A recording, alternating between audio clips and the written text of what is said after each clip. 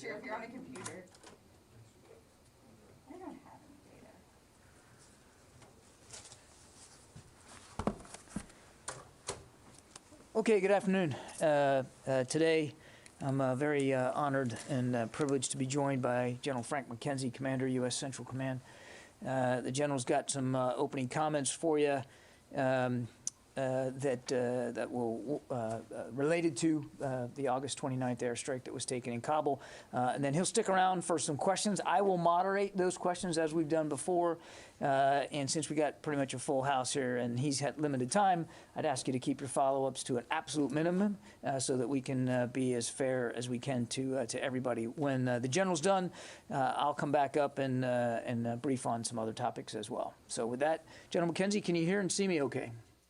John, I can hear and see you fine. How me? Over. All good here, sir. I'll turn the floor over to you. Thanks, John. Good afternoon. I'm here to brief the results of the investigation I directed following the report of civilian casualties from our strike in Kabul on 29 August. Having thoroughly reviewed the findings of the investigation and the supporting analysis by interagency partners, I am now convinced that as many as 10 civilians, including up to 7 children, were tragically killed in that strike. Moreover, we now assess that it is unlikely that the vehicle and those who died were associated with ISIS-K or were a direct threat to U.S. forces. I offer my profound condolences to the family and friends of those who were killed. This strike was taken in the earnest belief that it would prevent an imminent threat to our forces and the evacuees at the airport. But it was a mistake, and I offer my sincere apology. As the combatant commander, I am fully responsible for this strike and its tragic outcome. While I've begun with the most important findings of our investigation, I do want to provide the background leading up to the strike and include an explanation as to why we felt reasonably certain that this was a legitimate strike on an imminent ISIS-K threat, with no indication that the strike would result in civilian casualties, as we asserted in our initial statements. The strike on 29 August must be considered in the context of the situation on the ground in Kabul at Hamid Karzai International Airport, following the ISIS-K attack that resulted in the deaths of 13 soldiers, sailors, and Marines, and more than 100 civilians at Abbey Gate on 26 August, and also with a substantial body of intelligence indicating the imminence of another attack. In the 48 hours prior to the strike, sensitive intelligence indicated that the compound at point number 1 on the map, and let's bring the map up now, please. And we're just going to bring this up. Hopefully you have an opportunity to see it here as we go forward. John, can you see the map there? Tape disabled, you, sir.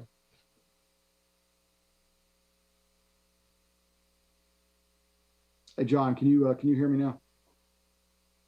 And the press have hard copies. Okay, Roger. Then I'm going to continue based on that. Then, John, in the 48 hours prior to the strike, sensitive intelligence indicated that the compound at point number 1 on the map was being used by ISIS-K planners, used to facilitate future attacks. We were also receiving a significant number of reports indicating multiple avenues of attack, which were being planned simultaneously, through which ISIS-K would attempt to harm our forces, including with rockets, suicide explosive vests, and vehicle-borne improvised explosive devices. In fact, in the 36 hours preceding the strike, our leaders on the ground, at the airport, and in the strike cell received more than 60 different pieces of intelligence related to imminent threats, with some intelligence corroborating and some conflicting, with events observed from our UAVs, which were flying above Kabul throughout the day. One of the most recurring aspects of the intelligence was that ISIS-K would utilize a white Toyota Corolla as a key element in the next attack. Because the compound at point number 1 was our strongest lead for this series of imminent attacks, we initiated an intense surveillance of the compound with as many as 6 MQ-9 Reapers on the morning of 29 August. At 8:52 a.m. local time on 29 August, a white Toyota Corolla arrived at point number 1, the compound we believed to be a key area of interest associated with imminent threats to the airport. 2 adult males exited the vehicle, met with an adult male in the compound and received a bag from him. The Corolla then departed the compound heading south, and we followed the vehicle. At 9:05 a.m., the Toyota Corolla picked up a third adult male carrying a bag at point number 2, and then continued south. At 9:35, the Corolla arrived at the compound at point number 3, which we now know to include an Office of Nutrition and Education International. And all 3 adult males in the vehicle entered the building on the compound.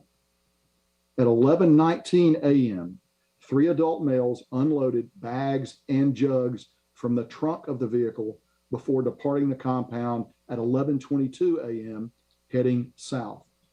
At approximately this time, U.S. forces were notified of a sensitive intelligence collection indicating that an ISIS-K cell leader in Kabul was dropping off supplies. At 12:11 p.m., the Corolla arrived at point number 4, and at least 2 adult male occupants exited the vehicle in front of an office building before returning to their vehicle and departing at 1:27 p.m., heading west and then south. At 2:00 p.m., the Corolla returned to the compound at point number 3. Subsequently, multiple adult males were observed loading the trunk of the vehicle with items assessed at the time to be explosives, before departing at 3:47 p.m. with 4 adult males heading north. At 4:11 p.m., the Corolla returned to point number 2 and dropped off 1 adult male carrying a bag, then continued north.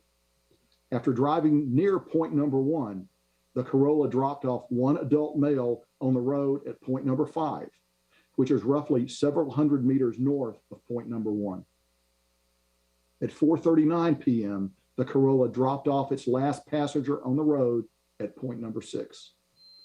At 4:51 p.m., the Corolla arrived at point number 7 and backed into a compound that was approximately 3 kilometers from the airport, which was the closest it came to the airport all day.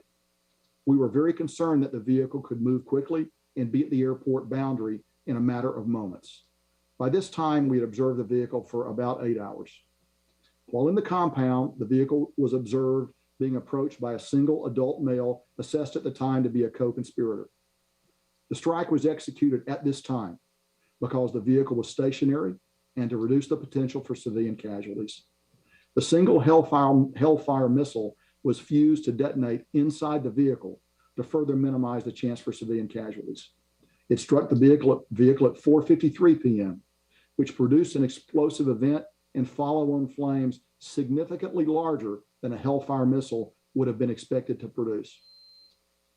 It is my assessment that leaders on the ground and the strike cell had achieved a reasonable certainty at the time of the strike to designate an imminent threat to U.S. forces at the airport, and that they made this self-defense strike in accordance with established rules of engagement. That assessment is based upon interviews with leaders on the ground and members of the strike cell, on a review of the intelligence available to the team at the time of the strike, and on the team's of how this vehicle and its occupants' actions were confirming the intelligence that they were seeing. It is further my assessment that the strike team were convinced at the time of the strike that the area was clear of civilians and that they had taken prudent steps in regards to weaponeering the strike to minimize the potential for civilian casualties. Finally, it is my assessment that they did believe, as reported, that there was a secondary explosion. Our investigation now concludes that the strike was a tragic mistake. First, I will stress this was not a rushed strike. The strike cell deliberately followed and observed this vehicle and its occupants for 8 hours while cross-checking what they were seeing with all available intelligence to develop a reasonable certainty of the imminent threat that this vehicle posed to our forces. Second, while the initial reports indicated a secondary explosion, the initial investigation could only conclude that there was a possible to probable presence of external accelerants that could include either explosive material in the vehicle or an ignition of the gas tank of the vehicle.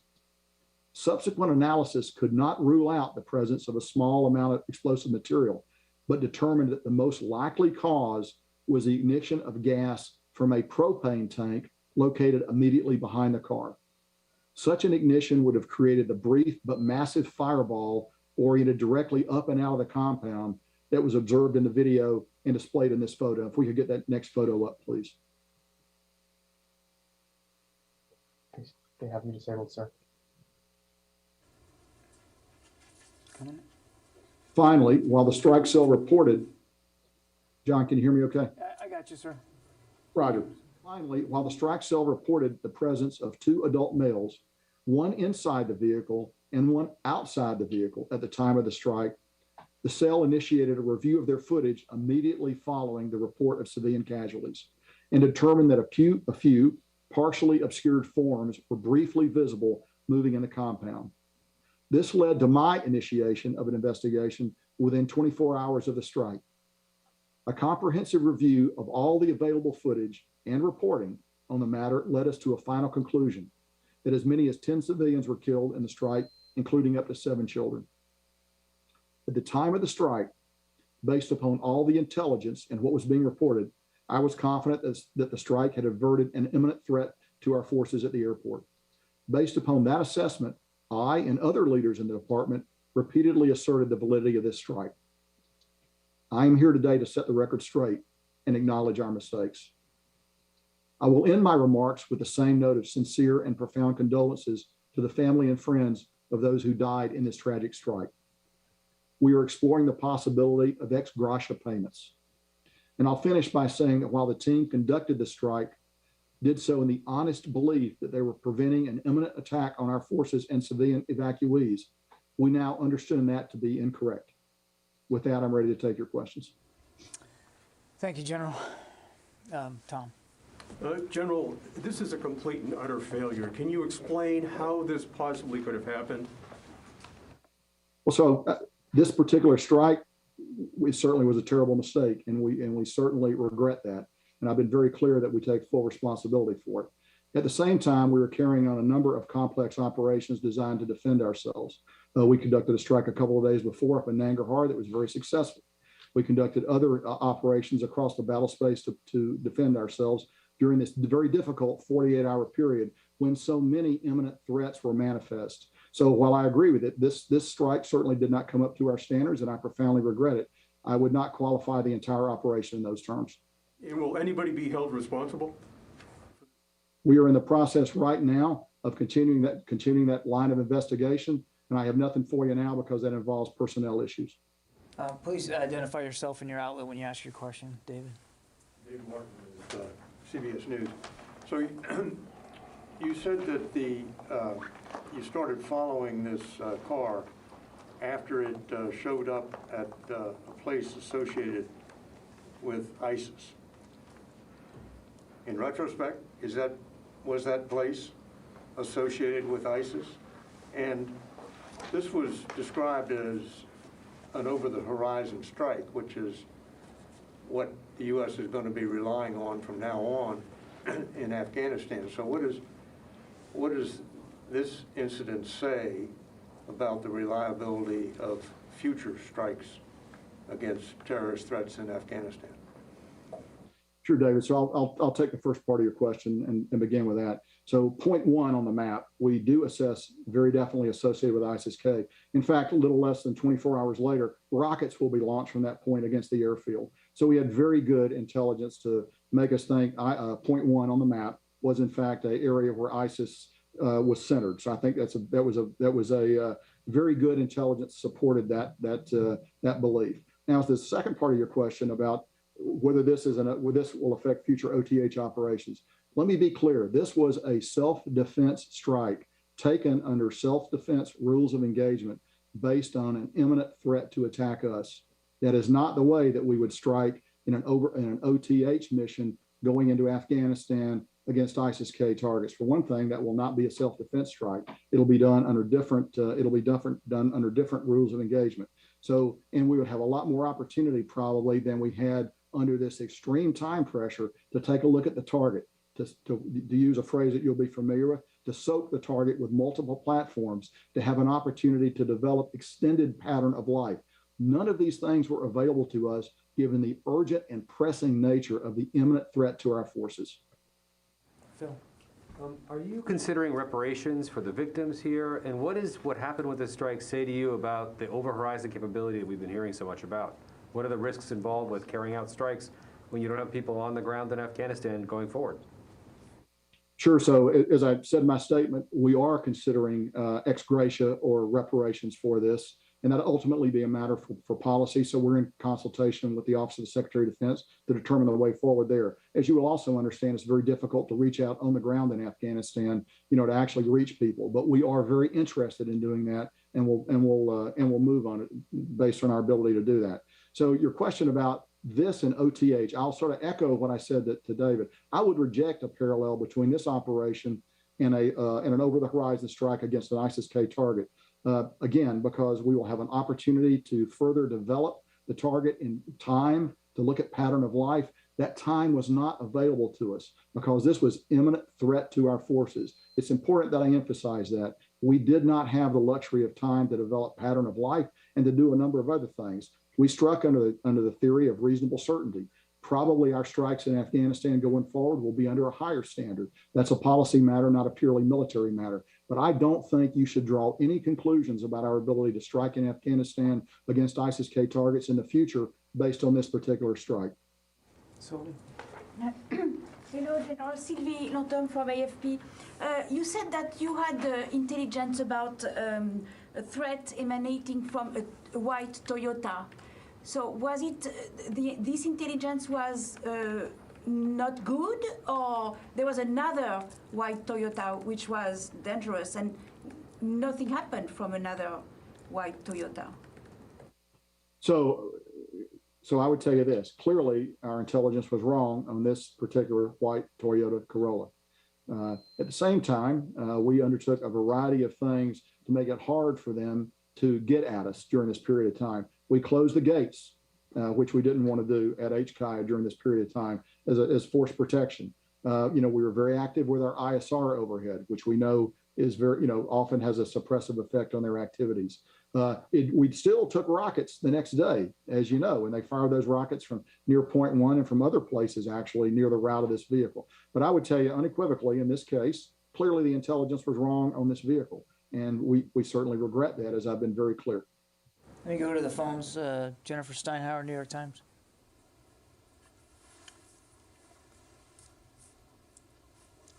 Jennifer, you there? My question's on a different matter, John, for after this. All right. Okay. Louis Martinez, ABC.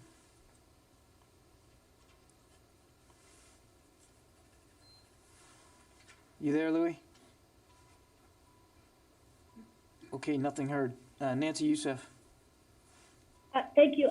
General, can you clarify a couple points for me?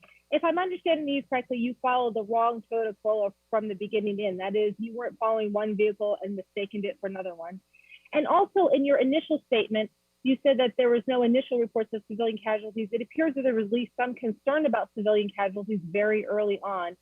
So on what basis did you make that statement? And finally, was any of the intelligence that you were using gathered from the Taliban? Thank you. So let me begin with the last question. Nothing we did was gathered from the Taliban, and I should be very clear about that. We selected this car based on its movement at a targeted area of interest to us, a known targeted area of interest to us, and we held it throughout the day. Clearly, based on the end result, that was a mistake, and I have acknowledged that. Okay, Megan. Megan Myers from Military Times. During this time, were you tracking any other suspicious activity in Kabul that might have also been part of this threat? And do you have any intelligence from after this drone strike that suggests what happened to the imminent threat afterward? Sure. So as I noted in my comments, we had over 60 very, very high caliber reports of imminent threat to our forces in and around Kabul. Typically, those are signals based, but there are also some human and other human intelligence as well. So we had a variety of sources for that intelligence. We believe that the strike we took a couple of days prior up in Nangarhar actually had an effect on quietening down because we got a key attack planner in that strike. We believe that disrupted some of their plans. Additionally, we did things to make it harder for them to get to us. For example, we closed the gates. The gates, as we know, are a particular point where we're vulnerable. So we decided not to process people, and we hunkered down for a little bit of time while this threat was still there. So there were over 60 clear threat vectors that we were dealing with during this period of time, including, as I've noted before, the rocket attacks that occurred, a little bit after this from locations that are displayed on the graphic that you have. Thank you. A really quick follow-up. Not in terms of the number of threats, but the number of other cars or groups of people that you were following that day. Were you tracking anybody else this closely? We tracked a lot of other people. We didn't track anybody as closely as we did this because of the limitations on our resources. And frankly, we thought this was a good lead. We were wrong. Alex. Thanks, John. General McKenzie, this is Alex Marquardt from CNN. You mentioned that immediately following the attack, you saw shapes in the video that led you to believe that this necessitated an investigation, that there could have been more civilians there. On September 1st, we heard from General Milley, who called this a righteous strike. And this was several days later. Did you, at the time, several days later, also believe that this was a righteous strike? And could you talk about your erosion of confidence over the next subsequent 2 weeks of the investigation? Sure. So I think we issued a statement from U.S. Central Command about 6 hours after the strike, acknowledging the possibility of civilian casualties. So we knew from the very beginning there was a possibility of civilian casualties. I think we still thought we had good reason to have taken that strike, and it took us gathering the facts to change that. We didn't think, as you will understand and appreciate, we didn't take the strike because we thought we were wrong. We took the strike because we thought we had a good target. It takes a little while to uncover some of those things. We moved and worked as rapidly as we could. And actually, I think we worked extremely rapidly to get this information out and to make it public. Fine. Thank you, John. Thank you, General. So despite numerous intelligence reports and warnings, on the 26th, we had that tragic attack on the airport. 13 U.S. service members were killed, in addition to tens of Afghan civilians. Again, on the 29th, in this strike, another tragedy took place. As you said, 10 civilians were killed, among them 7 children.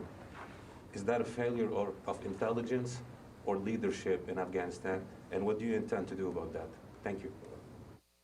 Well, I will tell you, so we had 2 events. We had the attack at Abbey Gate, we had this, and we had this strike. The Abbey Gate attack, you're in combat with an enemy who is alive and has his own will. And sometimes that enemy his plans are just gonna work.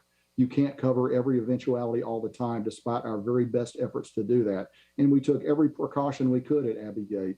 In fact, when we had threats develop over the 48 hours that followed, as I've noted, we closed the gates in order to, recognizing it would reduce our ability to bring people in. But at the same time, we thought that was the best thing we could do to actually reduce our attack surface, if you will, to protect our forces.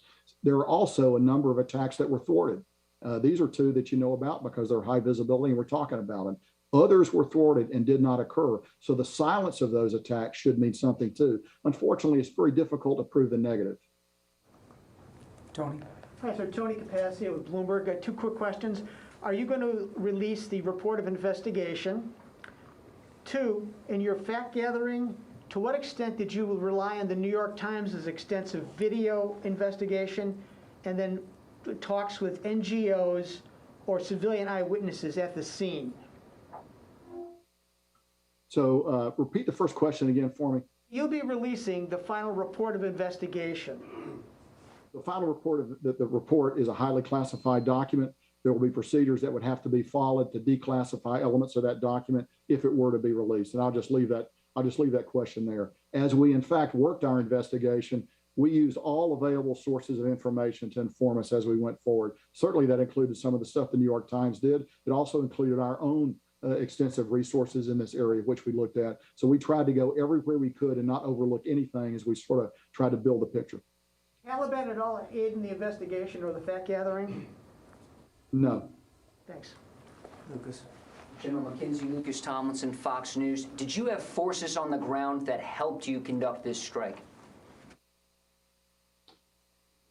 No, we did not. As you know, no time were our forces really away from Hamid Karzai International Airfield. So there was nobody there on the ground to have to play that role. I think you can see from the graphic that the position of the strike was about 3 to 4 kilometers to the west of HKIA. So no, there was nobody, either us or a proxy of ours, that was involved in this. That includes Special Operations Forces? Explicitly. Can you talk about the challenges of conducting these drone strikes without any U.S. troops on the ground? Well, so we conducted a very successful drone strike 2 days earlier up in Nangarhar province. And we got the target, and I think that had a significant event on dislocating and suppressing ISIS-K's ability to attack us during this period of time. So we actually had success with that. This one we did not have success with, and we've been very clear about owning up to our responsibility in this regard. Lucas, you've had 3 questions. We've got time for just a couple more. Tara Kopp. Thank you. General McKenzie, Tara Kopp with Defense One. Since there are no more U.S. forces on the ground, how would the ex gratia payments be provided to surviving family members if they are provided? And then I know you walked us through the timeline at the beginning of this, but can you give us the overall amount of time spent actually identifying and confirming this target before the strike was taken?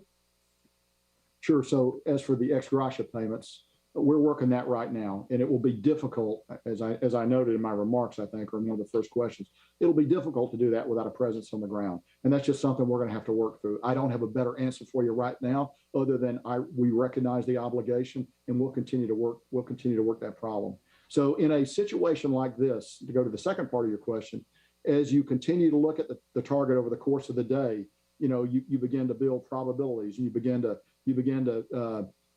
weigh, are we going to take a strike? Why are we going to take the strike? When the vehicle came up to the final point at point 7 on your map, which is actually, as I've noted, the closest to the airfield it had been all day, we were very concerned about a white Corolla being involved in an attack. So the cumulative force of all those, the intelligence that we gathered throughout the day, the position of the vehicle, its nearness to the airport, the imminence of the threat, and the other SIGINT that we're getting throughout the day all led us to the moment of deciding to take the strike. And one last follow-up, who actually ordered the strike? Who had the final authority to say fire? So in this case, the target engagement authority is held by the over-the-horizon commander who's forward in the theater. The over-the-horizon strike cell commander, I should say. Okay, we have time for one more, and then we're going to have to let the general go. Jeff Selden, VOA. Jeff Selden from VOA. Thanks very much for doing this. General, given how this over-the-horizon strike went, where do things stand in terms of getting at least a closer presence, a closer basing agreement for future over-the-horizon strikes? And we've been told that the Taliban have made various commitments to counterterrorism. I know you said that they didn't provide any information for this strike, but did they provide any sort of help in the closing days in terms of preventing the threat against from ISIS-K, or have they been helpful since then in cracking down on ISIS-K as they continue to plot against U.S. Western targets? So I think the best I can answer your question is to sort of take the middle part of the question.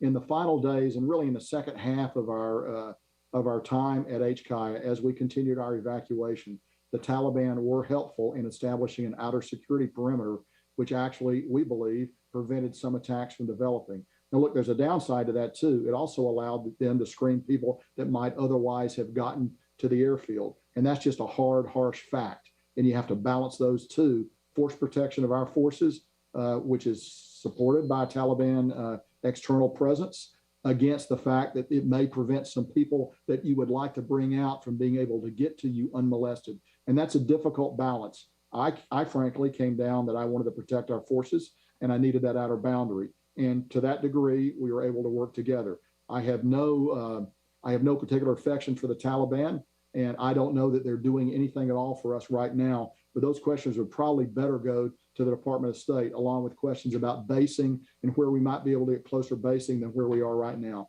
I know all of those things are actively being worked by our diplomats as we speak.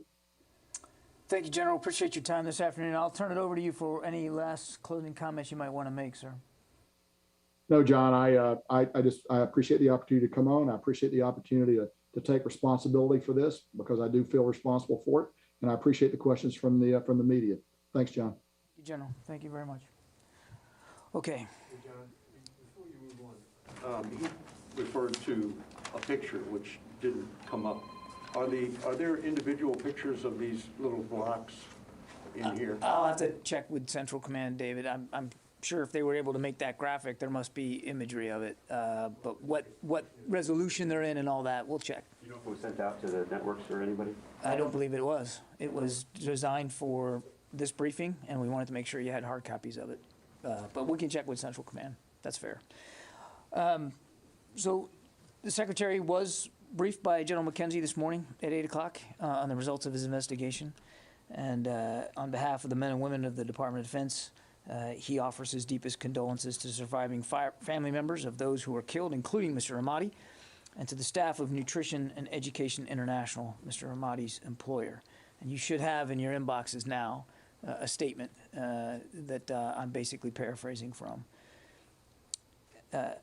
As the Secretary says in this statement, we apologize, and we will endeavor to learn from this horrible mistake. And to that end, he has directed a thorough review of the investigation just completed by U.S. Central Command.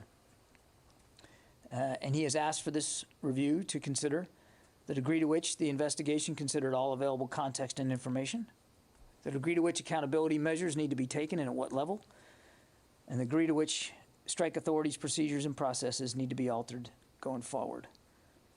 And he reiterates that, of course, no military works harder than we do to avoid civilian casualties. When we have reason to believe that we have taken innocent life, we investigate it. And if it's true, we acknowledge it, just like we did today. But he also notes that we have to work just as hard to prevent recurrence, no matter the circumstances, no matter the intelligence stream, and certainly no matter the operational pressures under which we labor.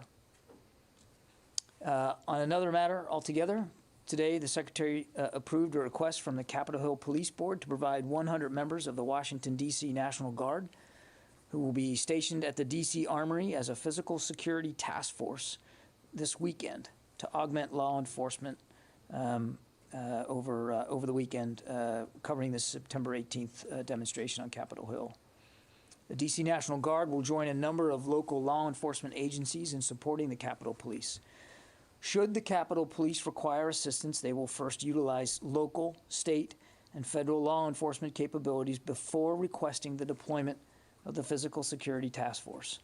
The task force will only be deployed upon request of the Capitol Police to help protect the U.S. Capitol building and congressional office buildings by manning building entry points and screening individuals that are seeking access to the building. They will be unarmed. And with that, I can take some questions. Yeah, Travis. I had a question about that, the Guard troops going to the Hill. Obviously, back in January, it became kind of a big issue that there were veterans, and I think in a couple cases, active duty troops that are involved in the January 6th incident. Correct. And I'm just wondering if there's been any effort to say something to troops ahead of this about if they're thinking about going, what they should consider first, and if that's too many levels below the podium to speak from the podium. Can you talk at all about what the Secretary might say to the troops who are thinking about going to a rally like this on Saturday? I don't know of any official communication that's come out from the department at any level specifically to troops who might consider being a part of a protest. There are already limits to what they can do in uniform, and clearly political protest is one of those things they're not allowed to do. But I don't know of any specific, guidance that's been issued. They are American citizens, and in their off-duty hours, they're allowed to participate in social events like that, social political events like that. But they can't do it in uniform. And obviously, should things turn violent, then they will be held accountable for any violence that they participate in. Of course, Travis, nobody wants to see it get to that point here. The Secretary has confidence that the men and women of the department understand the limits and the constraints on their behavior in these kinds of circumstances. So. Is the Secretary satisfied with the level of accountability so far following from this investigation, or is he concerned that there hasn't been enough accountability following this strike? I'm not going to characterize it one way or the other right now, Phil. As I said just a few minutes ago, he's asked for a review of this investigation, and one of the things that he wants the review to do is take a look at accountability and the degree to which accountability measures need to be considered, and if so, at what level. So I'm not going to get ahead of his decision-making on that. Has he ruled out firing anybody? I'm not going to get ahead of the Secretary's decision-making. That's why he's asked for a review, so he can get a look. Yeah. Mike Brett for the Washington Examiner. Will there be a review of the first strike at all? The one in Nangarhar? Yeah. No. No. Yes. In the back there. So it's Wafa. on Iraq. Today, the Joint Operations Command announced an agreement, security agreement with the U.S. to reduce the combat troops at Ain al-Assad Air Base and Erbil by the end of September. The OIR statement didn't mention any reduction of the troop level. Can you please clarify what's going on in Iraq now? Why there's like misunderstanding between the Iraqi part and the coalition? And also, can you confirm that their level of troops will remain the same through at least September in Iraq? I can't confirm that, and you're going to have to let me take your question on the statements because I just haven't seen those today, and I don't want to venture a guess right now. So let me take your question, and we'll get you an answer back. Can I follow up? If you can just explain a little bit about the capabilities that the U.S. forces will maintain after December in Iraq. Will they be able to conduct airstrikes targeting? Yeah, we're obviously still in technical talks with the Iraqis about the presence going forward. I'm not going to get ahead of those talks or what decisions they might make. So I think it's better for me to just leave it where we are right now. And the shift of the mission, the nature of the mission in Iraq, will affect in any way the mission in Syria? Again, I'm not going to get ahead of decisions that haven't been made or policies that haven't been decided upon. We're in talks with the Iraqis about what the posture is going to go forward. We have a much smaller presence in Syria, but it's aligned to the same mission, which is to continue to counter ISIS and their influence in both Iraq and Syria. So while they are different places, different force postures, same ultimate goal. But I'm not going to speak about policy decisions or operational decisions that haven't been made yet. Janie. Thank you, John. Recently, North Korean leader Kim Jong-un sent a victory message to the Taliban and urging the U.S. military to quit. What is your comment on it? Did not see the comment by Kim Jong-un, so he can speak for his own communications with the Taliban. What I can tell you is that we no longer have a presence on the ground in Afghanistan. Our involvement in that war on the ground is over. And the president made clear his intention to do that. The retrograded withdrawal is done, as well as the military element of evacuating Americans and special immigrant visa holders. That said, the U.S. government is still very much going to stay involved and trying to help people leave who want to leave and who qualify to leave. And as you heard General McKenzie say, we're also going to stay focused on the terrorist threat that could emanate from Afghanistan. Yeah, Sylvie. Hello, John. I would like to ask you a few details about the AUKUS agreement announced yesterday on the military side. The Australian Defense Minister spoke about basing. Does it mean that U.S. wants to deploy U.S. troops on Australian soil permanently? Well, we already have a rotational Marine Corps deployment there, which the Australians have been incredibly gracious and generous in helping host. And I don't want to speak for, again, decisions that haven't been made, but one of the things that was discussed was the opportunity to expand that presence in Australia and that access to Australia, but no decisions came out of yesterday's Osman 2+2. But that is something that I think you can expect we're going to continue to talk to the Australians about going forward. And in terms of missiles, did you get any? Well, again, I think you heard both the Secretary and the Minister. Minister Dutton talk about this yesterday. That there was a range of capabilities that we're going to continue to explore with our Australian allies. No decisions have been made. The only decision really in terms of capabilities that came out of yesterday was, of course, the decision to help the Australian Navy acquire nuclear submarines. But as part of the meeting yesterday, they talked about a range of other types of capabilities that we might want to continue to pursue with Australia. But those discussions are really just starting. And again, these are going to be bilateral decisions made by both the United States and Australia going forward. Outside of AUKUS, of course, Great Britain will be involved in AUKUS-related things as well. But my point is these are sovereign decisions that these nation states have to make, and I just don't have anything additional to read out today. Fadi. Thank you, John. I have two separate questions. So the first one is on the 26th, 29th attack. As General McKenzie said, the statement from CENTCOM on that day, at the end, it mentioned the possibility of civilian casualties. Mm-hmm. So I'm still wondering why General Milley, on September 1st, still called this strike righteous attack. I think General McKenzie answered that question quite well, Fadi. I'm not sure that I can add to that, and I'm not going to speak for Chairman Milley, but as you saw from General McKenzie, within 24 hours of an indication that there could have been civilian casualties, he launched an investigation, as is his responsibility, and he just completed it.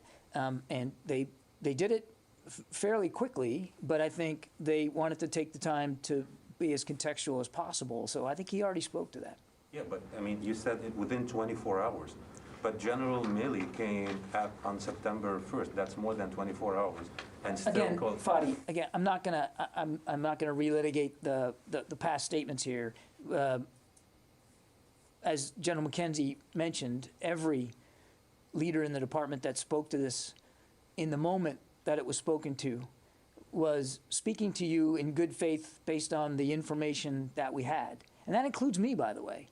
Things that I said, obviously, have not turned out to be correct. But it was done in as good faith and effort as possible to be as transparent as we could with what we knew at the time. Obviously, we now know more things and different things that has completely changed the character of this strike. And again, we're trying to be as open and transparent as we can when we know things. And on AUKUS, it seems France just recalled its ambassador to the U.S. And this is a fallout from the submarine issue. So in the department, and you know, the government effort to bolster Australia's defenses and the Indo-Pacific strategy, counter China, it seems you're having growing issue with France. How concerned are you, first, about the future of defense cooperation with France? And was the French government notified ahead of time of this move? Senior administration officials have been in touch with their French counterparts to discuss this arrangement, including before the announcement. The Secretary spoke with the French Minister of Defense this morning, and I won't characterize the French side, of course, but it was clear from the discussion that there is still much work to do in terms of our defense relationship with France. I mean, more things to work on. That there are opportunities and shared challenges and shared interests that both ministers committed to continue to explore. And there's, as the President said, there's no regional divide that separates the interests of our Atlantic and our Pacific partners. Ensuring a free and open Indo-Pacific is a shared interest between the United States and Europe, and we will continue our close cooperation with NATO and the EU and other partners on that kind of an endeavor. Okay, Tony. On Australia, I had a follow-up there. Going forward now, what role will the Pentagon and the Navy play with Australia in terms of smoothing the way for the introduction of nuclear submarines. You know, they were going to buy diesel subs, now they're going to buy nukes. Over the next 10 months or so, what's going to happen? What's the role of the Defense Department and Navy? Yeah, Tony, obviously we're going to be putting together the framework of what this is going to look like, this process going forward. But I think you can obviously expect that the United States Navy and Navy nuclear reactors will be very much involved in helping with the acquisition of this capability. Are there any particular questions that need to be answered to the Navy's satisfaction about Australia's capability to build nuclear submarines, or having contractors Yeah, to build I don't think submarines? all that's been worked out right now, Tony. But yes, there's a lot of questions that have to be answered here. I mean, this is a significant undertaking, and it will add significant capability to the Australian Navy, as well as reach.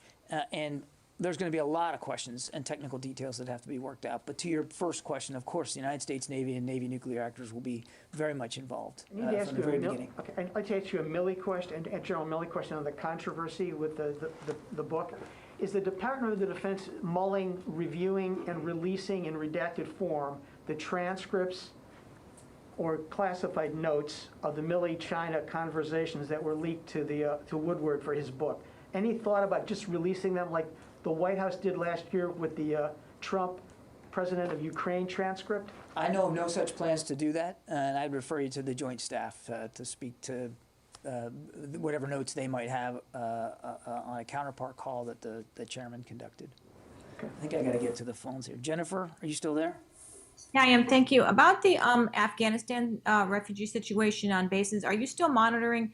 Do you know of more measles or other communicable disease cases? And are you obligated to report those, at least domestically, to local health officials?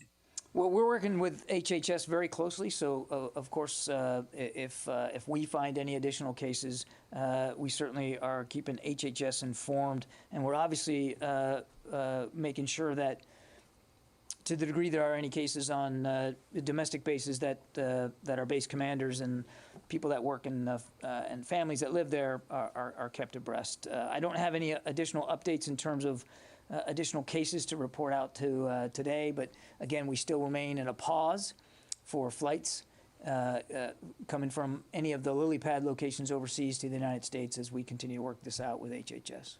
Megan? So all of the services have released their mandatory COVID vaccination policies. The Army is giving itself, at least its Reserve and National Guard components, through the end of June to get fully vaccinated. Does the Secretary have any concerns about that long of a timeline, given that there's been a surge in the past month or so of military deaths, and the bulk of military deaths have been in Army reservists and National Guardsmen? The Secretary has made it clear that he expects the services to move out as energetically as they can on this, because he is concerned about the rise in deaths and the impact that the Delta variant has had on the force. That's one of the driving reasons why he went to a mandatory regimen for, in this case, the Pfizer vaccine. He spoke to the service secretaries just a few days ago about this very topic, and they reported out to him their progress and what their implementation guidelines were. He's satisfied that they are working hard enough and fast enough to try to improve the vaccination population inside each of the services, but it's not something that he's just going to lose focus on. He's going to continue to engage with the services, continue to get updates, and certainly if the Secretary feels like a change in implementation needs to occur in any one service based on whatever the data is or what the rate of infection is, certainly the rate of deaths, I mean, he will absolutely do that. Yeah. Is the Secretary satisfied with where the authorities are right now to conduct any further strikes against ISIS-K in Afghanistan? Or given what's been uncovered here, is there some thought to kind of elevating the ability to authorize another strike? Well, without getting into specific decisions on authorities, I know that he has had conversations with General McKenzie and with General Milley about the authorities going forward, and I can tell you that with respect to the authorities going forward, particularly in Afghanistan, yes, the Secretary is very comfortable as what the arrangement is. Secondly, as I announced at the top there, in this review that he has ordered on this particular investigation, he does want the review to factor in any changes in procedures, processes, and authorities for strikes going forward that might be recommended. So it's going to be part of the review. Yes, in the back there. On August the submarines, the long-range missiles, the rotations of air, sea, and naval forces. What is it about the deployment and the rotation of these forces that's going to help the U.S. achieve its strategic goals in the Indo-Pacific? It's not about just achieving U.S. goals in the Indo-Pacific. It's about, and you heard the Secretary talk about this yesterday, it's about improving what he calls integrated deterrence, which is really about being able to, in a networked way, improve the capabilities of not just all the joint force, but our allies and partners as well. And as he said, this will improve the Australian Navy's reach, and it'll improve their capability. And in a highly contested security environment, as we have seen in the Indo-Pacific, the Secretary believes, the United States believes, that this is a worthwhile endeavor. Yeah. Or on the National Guard. Was the initial request that came in from the Capitol Police to include armed National Guardsmen, and was that something that was considered by the Secretary? Yeah, I've seen the press reporting on this, Matt. I'm not going to get into the sausage-making process. What I can tell you is that we did approve an official request for a physical security task force, and they will be at the Armory, and they will be unarmed. Strictly unarmed. Strictly unarmed, yeah. Okay, thanks, everybody. Appreciate it.